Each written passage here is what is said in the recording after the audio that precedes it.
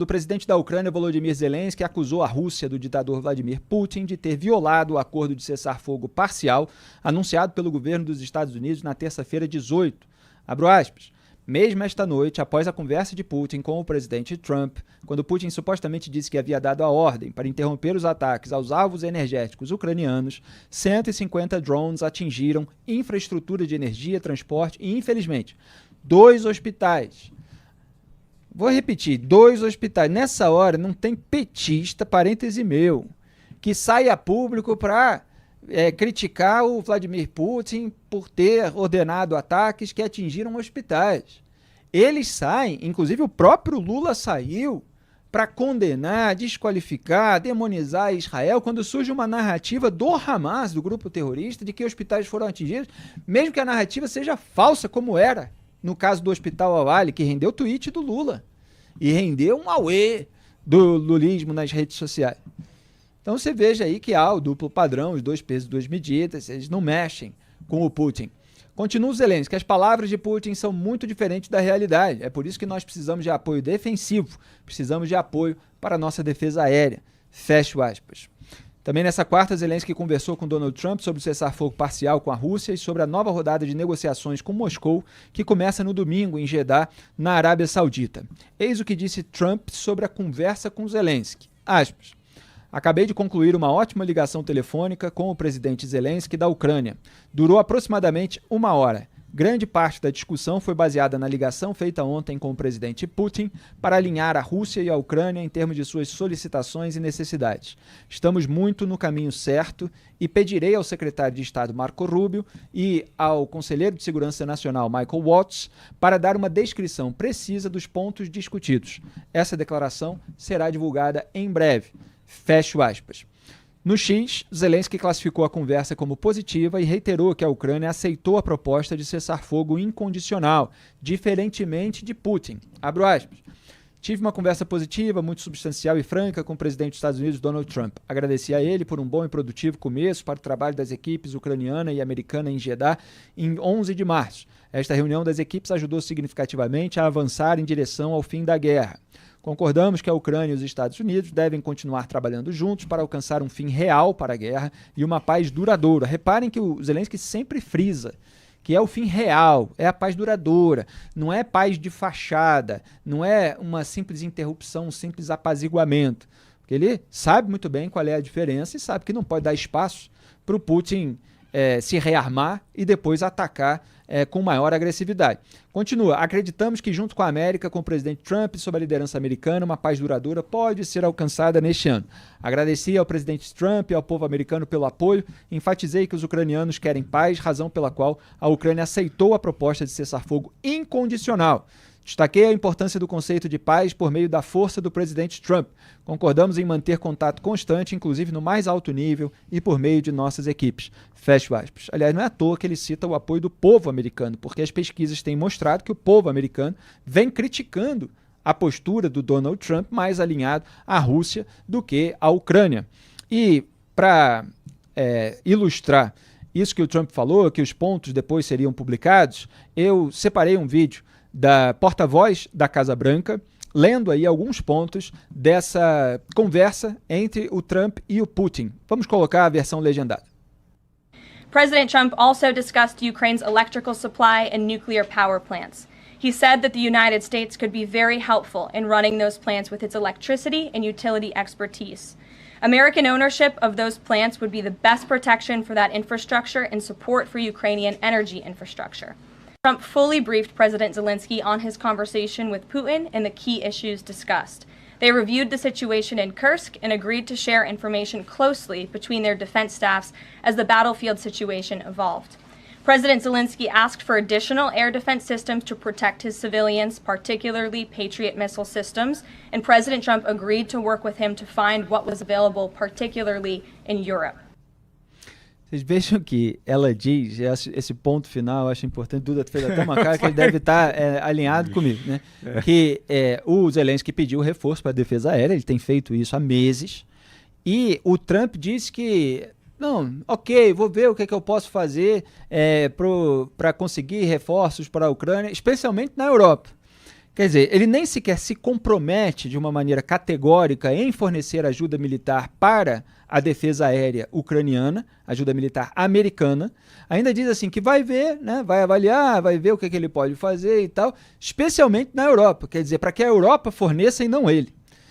Então, olha, a postura do Trump, Duda Teixeira, continua bastante ensaboada pró-Putin. Olha, essa daí foi muita cara de pau. Não dá, porque é o seguinte, o sistema de defesa que protege a Ucrânia contra os mísseis balísticos da Rússia é um sistema americano, que são esses Patriots, que são fabricados nos Estados Unidos.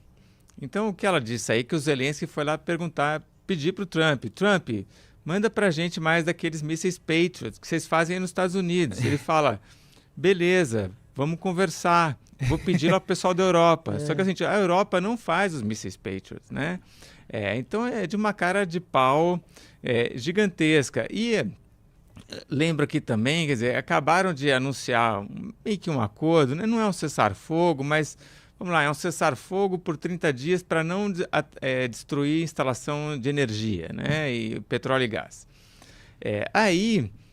Logo que você tem isso daí, o Putin no dia seguinte está atingindo justamente essas instalações de energia, os hospitais e outros alvos civis, né? Então, o Putin não respeita mesmo o cessar-fogo. E quando teve a conversa do Zelensky, no final de fevereiro, no Salão Oval da Casa Branca, com o Trump, tem uma hora que o Trump fala, não, a gente vai fechar um cessar-fogo com o Putin. O que o Zelensky faz? Eu falei assim, mesmo, espera aí, cessar-fogo com o Putin? Não dá para confiar no Putin. Já fiz isso. E o Putin não cumpriu o que foi combinado, né? E aí dá aquela discussão toda que acabou pegando super mal. Mas, assim, isso é a prova de que não dá para confiar no Putin, né? Sendo que o Putin, então, é uma pessoa que não dá para confiar, o que o Trump deveria estar fazendo? Deveria estar arrumando uma maneira de pressionar o Putin, né? De fazer o Putin parar com essa guerra, meio que forçando ele com alguma ameaça, né? Olha, eu vou sim entregar ajuda militar, eu vou sim compartilhar informação, né? Ajudar, mostrar que pensa em ajudar a Ucrânia, mas não faz isso de maneira alguma, né? Todas as decisões que o Trump topou fazer até agora são favoráveis ao Putin. Então, os Estados Unidos não são neutros nessa história. Estão entrando aí como intermediários, mas está negando o tempo inteiro essa ajuda que a Ucrânia tanto precisa. Aliás, o Michael McFaul, que foi embaixador dos Estados Unidos na Rússia, ele fez um comentário no X que eu destaquei na minha matéria. Conselheiro de Trump é criticado por indicar concessões a Putin na TV. Está disponível essa matéria em antagonista.com.br. Lá no meio eu falo do comentário do Michael McFaul, que foi embaixador, repito, dos Estados Unidos na Rússia, quando ele publicou uma foto de 6 anos atrás de uma mesa ao redor da qual estavam sentados Putin, Zelensky, o presidente da França, Emmanuel Macron, e a então primeira-ministra da Alemanha, Angela Merkel. Vou tentar a tempo aqui passar para a produção para colocar essa foto. E ele disse, em 2019, Zelensky assinou um cessar-fogo com Putin. 3 anos depois, Putin lançou sua invasão em grande escala. Portanto, eles, os ucranianos, estão certos em se preocupar com outro cessar-fogo sem garantias de segurança. Nós deveríamos estar preocupados também. Fecha, quer dizer, nós, americanos. Ele está falando ali como um habitante dos Estados Unidos.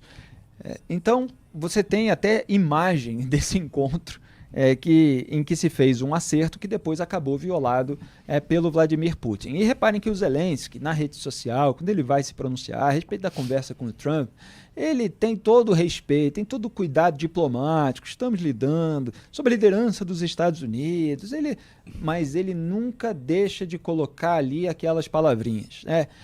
O fim real, a paz duradoura. O Putin não aceitou o cessar-fogo, nós aceitamos o cessar-fogo incondicional. Mesmo durante o cessar-fogo parcial, as tropas do Putin atingiram aqui zonas de infraestrutura de energia.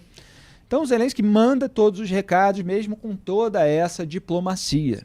E mesmo assim é atacado, Duda Teixeira. Eu acho que a última estratégia aí do Zelensky é do tipo, conseguir que alguns americanos viagem lá para a Ucrânia, né? Para que no próximo ataque de mísseis balísticos russos eles entendam a gravidade do que está acontecendo. Então, primeiro veio ali um acordo de minerais de terras raras, né? Então, olha, a gente cede aqui tudo para os Estados Unidos, né? Podem pegar isso aqui, mas ó, vocês podem ficar livres lá para explorar lá na Ucrânia, né? Agora essa daí, vamos administrar juntos as nossas usinas energéticas. Então, qual que é a ideia do Zelensky? Levar os americanos lá para onde a coisa está pegando, né?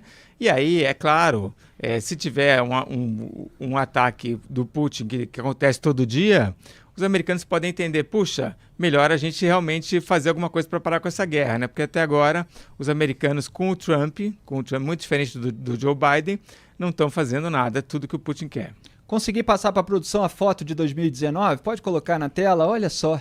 Zelensky, Macron, Putin e Merkel, os 4 aí em torno de uma mesa, fazendo aí um acerto, e o cessar-fogo que estava em vigor foi violado, assim como foi violado pelo Hamas quando houve o massacre de 7 de outubro de 2023. Israel já tinha saído da faixa de Gaza em 2005.